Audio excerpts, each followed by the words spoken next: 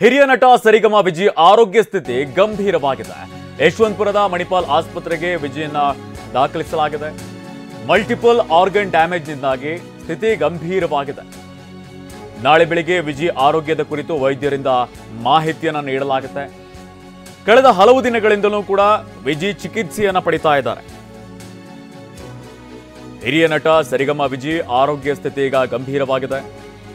ಯಶವಂತಪುರದಲ್ಲಿರುವಂತಹ ಮಣಿಪಾಲ್ ಆಸ್ಪತ್ರೆಯಲ್ಲಿ ಚಿಕಿತ್ಸೆಯನ್ನು ನೀಡಲಾಗ್ತಾ ಇದೆ. ಬಹು ಅಂಗಾಂಗ ವೈಫಲ್ಯದಿಂದಾಗಿ ಅವರ ಸ್ಥಿತಿ ಗಂಭೀರವಾಗಿದೆ.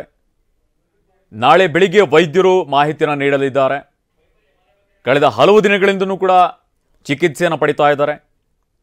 ಇವರು ಕೊನೆಯದಾಗಿ ನಟಿಸಿದ್ದು ಡಕೋಟಾ ಪಿಕ್ಚರಲ್ಲಿ.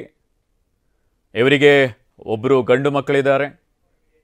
ಸಂಸಾರದಲ್ಲಿ ಸರಿಗಮ ನಾಟಕದಿಂದ ವಿಜಯ್ ಅವರಿಗೆ ಸರಿಗಮ ಅಂತ ಹೆಸರು ಬಂದಿದೆ. ಹಲವಾರು ಸಿನಿಮಾಗಳಲ್ಲೂ ಕೂಡ ನಟಿಸಿದ್ದಾರೆ.